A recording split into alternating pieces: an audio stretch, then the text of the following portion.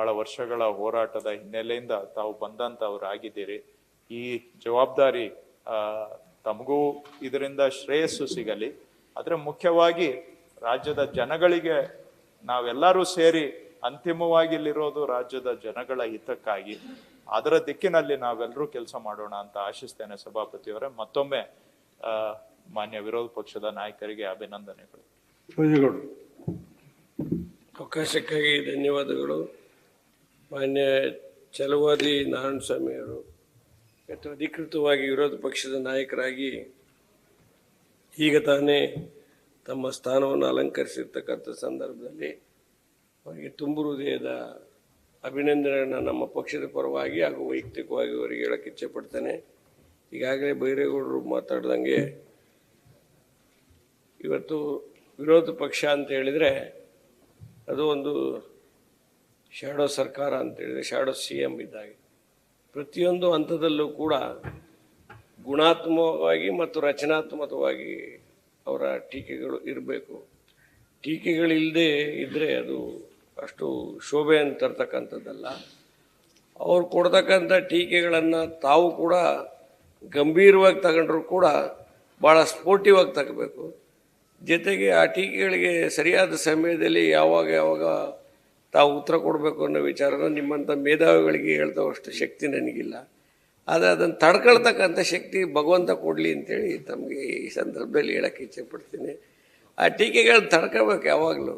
ಅದನ್ನು ಚುಚ್ಚೋದನ್ನ ನೀವು ತಡ್ಕೊಳಕ್ಕಾಗಿಲ್ಲ ಅಂದರೆ ನಾನು ಯಾವಾಗಲೂ ಹೇಳ್ತಾ ಇರ್ತೀನಿ, ಅವರು ಸೂಜಿಲಿ ಚುಚ್ಚಿದ್ರೆ ನಾಳೆ ನೀವು ದಬ್ಬಳದಲ್ಲಿ ಚುಚ್ಚೋವಷ್ಟು ಹೇಳೋವಷ್ಟು ನಿಮ್ಗೆ ಅವಕಾಶ ಇದೆ. ಆ ಅವಕಾಶವನ್ನು ಎರಡು ಬಿಟ್ಟು ಬೇರೆಲ್ಲ ಚುಚ್ಚುತ್ತೀನಿ.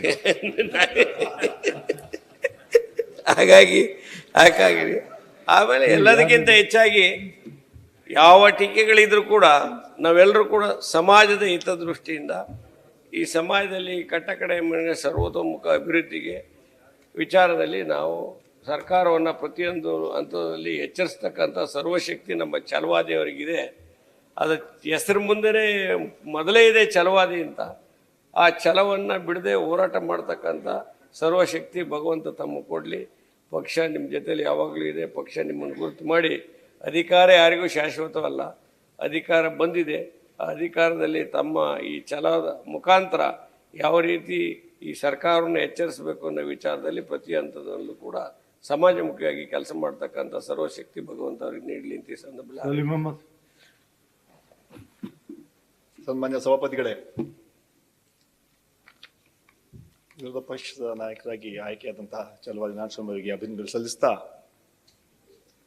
ಅವರ ಮೇಲೆ ದೊಡ್ಡ ಜವಾಬ್ದಾರಿ ಇದೆ, ಅದನ್ನು ನಿರ್ವಹಣೆ ಮಾಡ್ತಂತ ವಿಶ್ವಾಸ ಇದೆ. ನಾರಾಯಣಸ್ವಾಮಿ ಅವರು ಕಾಂಗ್ರೆಸ್ನಲ್ಲಿ ಹಲವಾರು ವರ್ಷಗಳಿಂದ ಇದ್ರು. ಅವರು ನಮ್ಮ ಪಕ್ಷದಲ್ಲೇ ಇದ್ರು.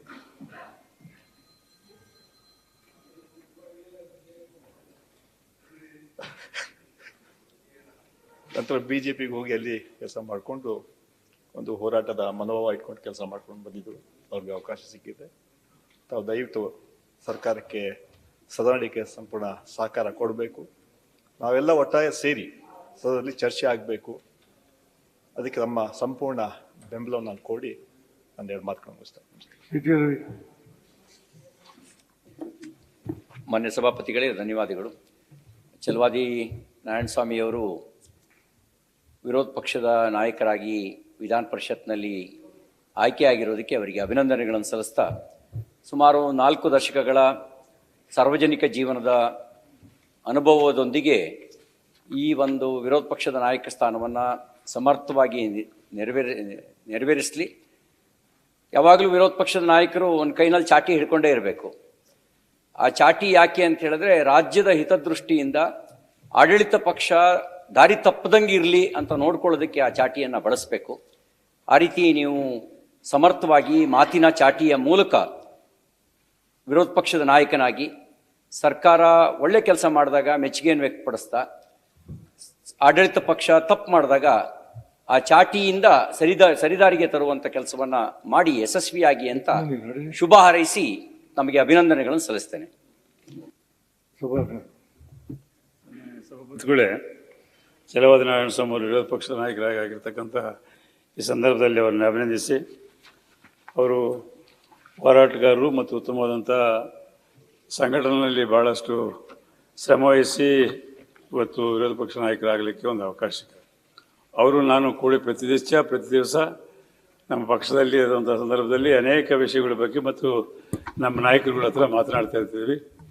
ಅವರ ಮೊದಲೊಂದು ಸಂಘಟನೆಯಲ್ಲಿ ಕಾಂಗ್ರೆಸ್ ಪಕ್ಷದಲ್ಲಿ ಬಹಳ ಅನೇಕ ವರ್ಷಗಳ ಕಾಲ ಇದ್ದು ಅಲ್ಲಿ ಸಹಿತ ಕಾಂಗ್ರೆಸ್ ಪಕ್ಷದಿಂದ ಕಾರ್ಪೊರೇಷನ್ ಅಧ್ಯಕ್ಷರಾಗಿ ಬಹಳ ಉತ್ತಮ ರೀತಿಯಲ್ಲಿ ನಿಭಾಯಿಸಿರ್ತಕ್ಕಂಥದ್ದು. ಹಾಗಾಗಿ ಇಂತಹ ಸಂದರ್ಭದಲ್ಲಿ ಅವರು ವಿರೋಧ ಪಕ್ಷ ನಾಯಕರಾಗಿ ಜನರ ದೃಷ್ಟಿಯಿಂದ ಮತ್ತು ಆಡಳಿತದ ದೃಷ್ಟಿಯಿಂದ ಆ ರೀತಿಯಲ್ಲಿ ಅವರು ಇವತ್ತು ನಾಯಕರಾಗಿ ಮುಂದುವರಿಬೇಕಾಗ್ತದೆ.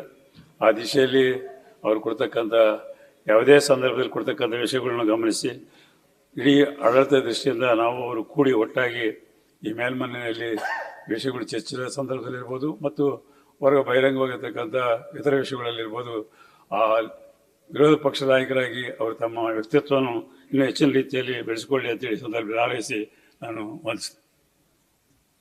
ಮಲತಾ ನಾಯ್ಕ್.